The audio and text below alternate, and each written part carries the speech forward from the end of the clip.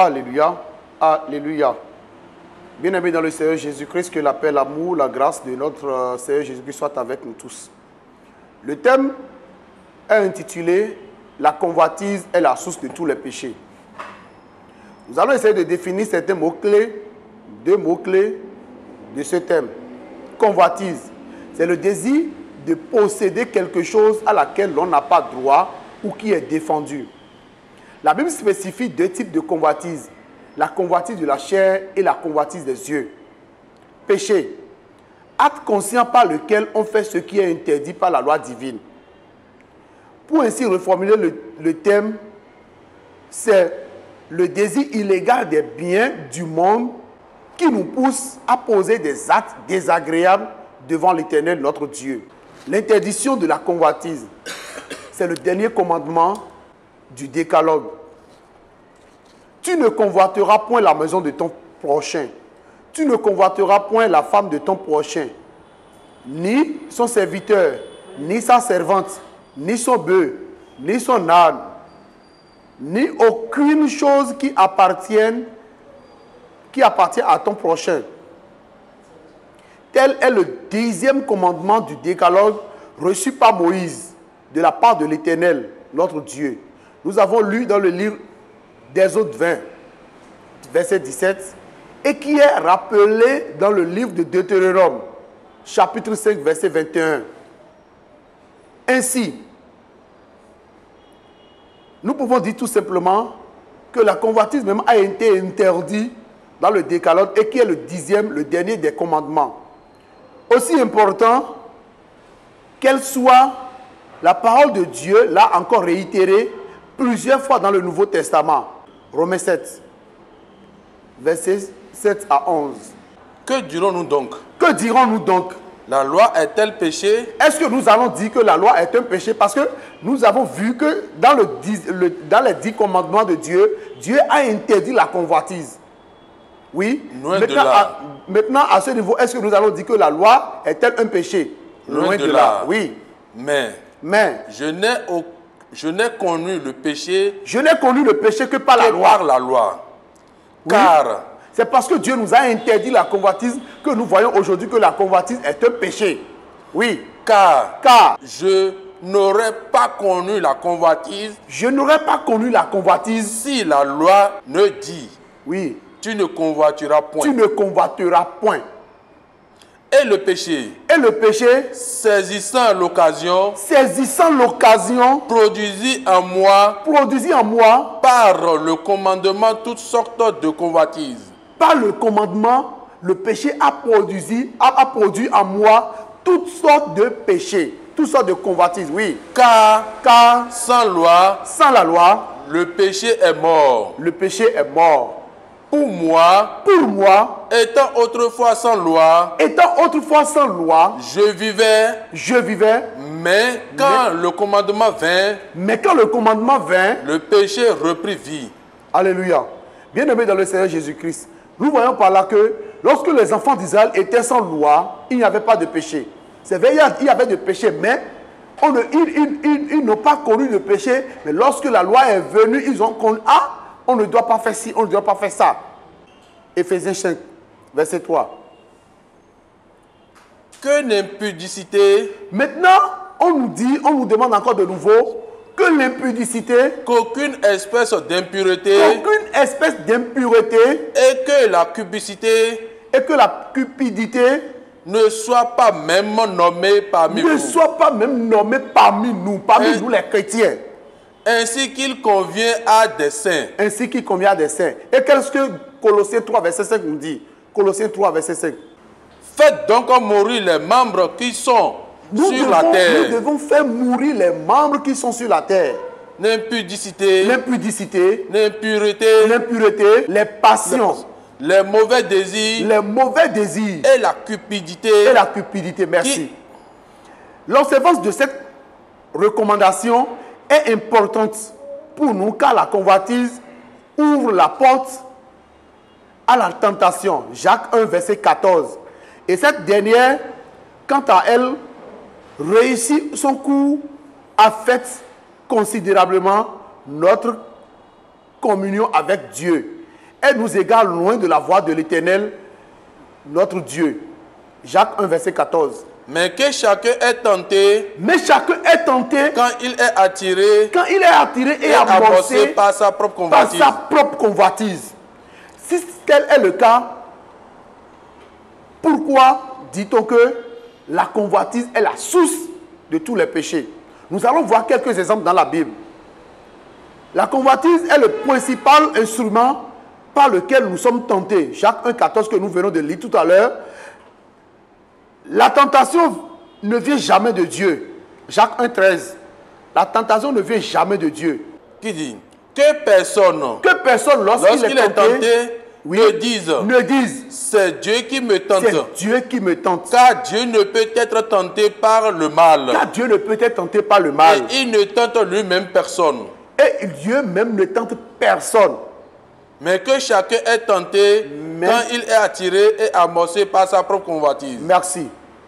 Seul le diable, dont l'unique objectif est de faire chuter l'homme devant Dieu, de nous pousser loin de la voie de l'Éternel, est le tentateur. Matthieu 4, verset 1 à 3. 1 Thessaloniciens 3, verset 5. Matthieu 4, verset 1 à 3. Alors, Jésus fut amené par l'Esprit dans le désert pour être tenté par le diable. Après avoir jeûné 40 jours et 40 nuits, il eut faim.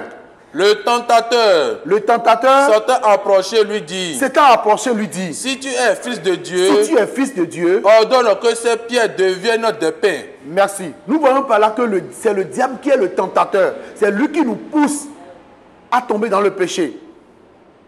La convoitise n'est qu'une manifestation du monde.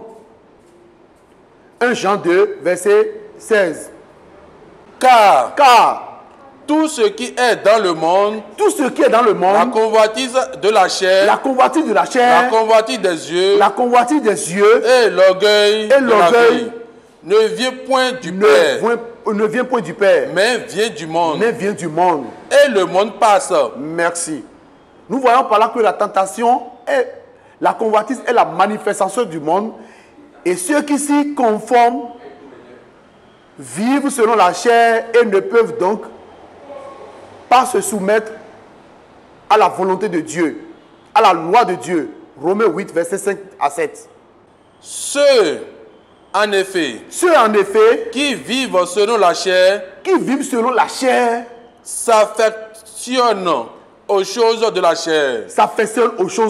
Tandis que ceux qui vivent selon l'esprit, s'affectionnent aux choses de l'esprit. Et l'affection de la chair, c'est la mort.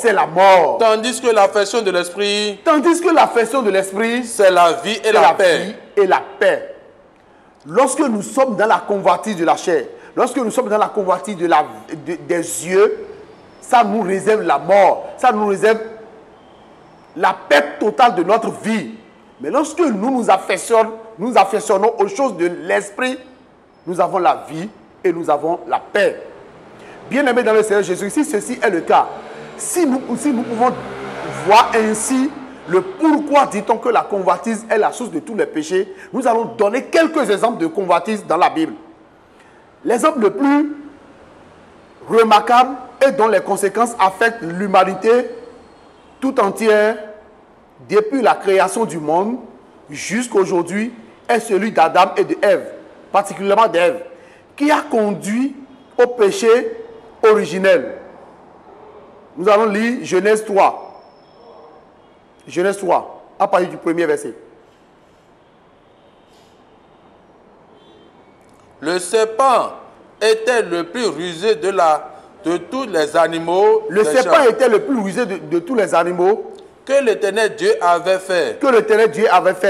Il dit à la femme, Dieu a-t-il réellement dit, vous ne mangerez pas de tous les arbres du jardin? Oui. La femme répondit au serpent, nous mangerons du fruit des arbres du jardin. Oui. Mais quand au fruit de l'arbre qui est au milieu du jardin, oui, Dieu a dit, vous n'en mangerez point. Vous n'en mangerez point. Et vous n'y toucherez point. Et vous n'y toucherez point. De peur que vous ne mouriez. De peur que vous ne mouriez. Alors le serpent dit à la femme, oui, vous ne mourrez point. Nous allons nous arrêter là et continuer un peu avant de revenir sur le thème. En effet, un peu plus haut, dans le chapitre 2 de Genèse, et au verset 16 et 17, l'Éternel Dieu a défendu à Adam et Ève la consommation du fruit de cet arbre dont on vient de nous lire, de la connaissance du bien et du mal. Mais Ève, par sa convoitise, Genèse 3, verset 6, a cédé à la tentation du serpent, tout en faisant ce que Dieu leur a interdit. Oui, Genèse 3. La femme vit que l'arbre était bon à manger. La convoitise de Ève l'a poussé à voir que l'arbre, le fruit, que cet arbre est bon à manger, oui. Et agréable à la vue. Et agréable à la vue. Et qu'il était précieux pour l'ouvrir l'intelligence. Et qu'il était précieux pour ouvrir l'intelligence. Elle prit de son fruit. Elle prit de son fruit. Et en mangea. Et en mangea. Elle en donna aussi à son mari. Elle en donna aussi à son mari. Qui était aussi auprès d'elle. Qui était aussi auprès d'elle. Et il en mangea. Et il en mangea, merci. Voilà le premier exemple de la convoitise qui a chuté l'homme et qui a fait que le péché originel est venu dans le monde. Le deuxième exemple que nous allons lire est celui de David. Le roi David, pour avoir convoité Bathsheba, la belle femme de Uri, 2 Samuel 11, 2-3, 2 Samuel 11, 2-3, s'est vu coupable de plusieurs lois de Dieu, l'adultère, le meurtre et autres. Oui. David fit demander qui était cette femme. Et on lui dit... Nous allons commencer par le verset premier pour bien comprendre. L'année suivante, au temps où les rois se mettaient en campagne, oui, David envoya Joab, oui, avec ses serviteurs, oui, et tout d'Israël, oui, pour détruire les filles d'Amon, oui, et pour assiéger Rabat. Oui. Mais David resta à Jérusalem. Un soir, David voilà, se leva de se coucher et comme il se promenait, sur le toit de la maison royale, sur le toit de la maison royale, il aperçut de là une femme qui se baignait. David aperçut de là une femme qui se baignait. Et qui était très belle de figure. David fit demander qui était cette femme. À la vue de cette femme, David l'a convoitée dans son cœur. David a dit, ah, quelle est cette belle femme? Et il a demandé à ses serviteurs, qui était cette femme? Oui. Et on lui dit, n'est-ce pas Bathsheba, oui, fille d'Eliam, femme d'Uri, femme d'Uri le Héthien, oui. Et David envoya des gens pour la chercher. David a envoyé des gens. D'abord, il a déjà convoité la 10e loi de l'Éternel. Il a convoité la femme de son prochain. Il a envoyé maintenant des gens aller la chercher. Oui. Elle vint vers lui. Et il coucha avec elle. Oui. Après être purifié de celui, oui, elle retourna dans sa maison. Merci. Si nous lisons jusqu'au verset 27, nous allons voir tout ça là-dedans. David, lorsqu'elle a convoité la femme de son prochain, elle a commis l'adultère avec elle. La femme est devenue enceinte. Après, David a envoyé des gens pour aller tuer Uri et elle a pris sa femme. Bien aimé dans le Seigneur Jésus-Christ, la convoitise de David lui a attiré le péché.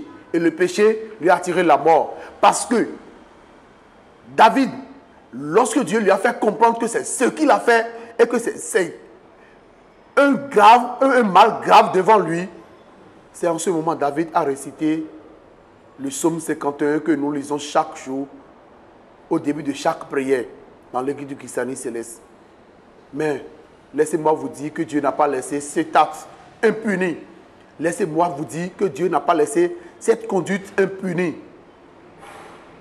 Autre exemple que nous allons donner, C'est Akab, l'exemple d'Akab qui ayant convoité le champ de la vigne de Naboth, fut obligé de se mettre en complicité avec sa femme Jézabel pour tuer Naboth, afin de s'accaparer injustement du champ. 1 roi 21, verset 1 à 16. Nous allons voir un peu ce qui s'est passé. C'est vrai, c'est long, mais nous allons voir un peu ce qui s'est passé dans ce passage. 1 roi 21, verset 1 à 16. Après ces choses, voici ce qui arriva. Naboth de Jirel, oui, Naboth avait un champ de vigne, oui, à Jireph, oui, à côté du palais d'Acha, oui, roi de Samarie. Roi de Samarie. Achab est venu, le roi Akab est venu, il a dit à Naboth, c'est moi ton champ, oui, pour que j'en fasse un jardin potager. Pour que j'en fasse un jardin potager. Car elle est toute près de ma maison. Oui. Je te donnerai à la place du vigne meilleur. Si tu me sers ta vie, moi je te donnerai 2 à la place de ta vie, oui. Ou si cela te convient. Ou si cela, d'abord il a déjà convoité la chose de son prochain, le champ de son prochain, oui. Je te paierai la valeur en argent. Je te paierai la valeur en argent. Mais Naboth répondit à Acha. Mais Naboth répondit à Akab. Que l'Éternel me garde de te donner l'héritage. Moi, je ne te donnerai jamais l'héritage que mes pères m'ont laissé. Oui. Akab, oui, rentra dans sa maison, oui, triste et irrité à cause de cette parole que lui avait dite Naboth. Merci. En tant que roi, on attend là. En tant que roi, Akab ne pouvait pas demander quelque chose et on va lui refuser ça. Mais Naboth a eu le courage de dire à Akab, non, je ne te donnerai pas ma vie. Akab était rentré tout triste à la maison. Oui, on continue. Akab était rentré tout triste à la maison. Akab était rentré dans sa maison triste. Irrité à cause de cette parole que lui avait dite Naboth, oui, de Jireth. Oui. Je ne te donnerai pas l'héritage de mes pères. Je ne te donnerai pas l'héritage de mes pères. Et il se coucha sur son lit. Il se coucha sur son lit. Détourna le visage. Oui. Et ne mangea rien. Et ne mangea rien. Et quand le roi est comme ça, c'est grave. Ça veut dire qu'il y a quelque chose qui ne va pas. Jézabel, oui, sa femme vient auprès de lui et lui dit. Jézabel, sa femme vient auprès de lui et lui dit. Pourquoi as-tu l'esprit triste et ne manges point? Il lui répondit. J'ai parlé à Naboth de Jireth. Et lui ai dit. Je lui ai dit. Donc, il a raconté le fait à sa femme Jézabel. Et comme elle est animée de l'esprit mauvais, elle dit, c'est tout ça, si en est ainsi, nous allons comploter, nous allons tuer Naboth et prendre son champ. Et c'est ce qui a été fait finalement. Si nous lisons jusqu'au verset 16, nous allons voir tout ça là-dedans. Bien-aimés dans le Seigneur Jésus-Christ, le dernier exemple que je voudrais donner de la convoitise, c'est l'exemple d'Ananias et de Saphira, qui, ayant vendu leur champ, ont convoité maintenant l'argent et ils ont soutiré un peu de cet argent. Nous allons lire un peu ça dans Actes des Apôtres. Actes des Apôtres, chapitre 5, de 1 à 11.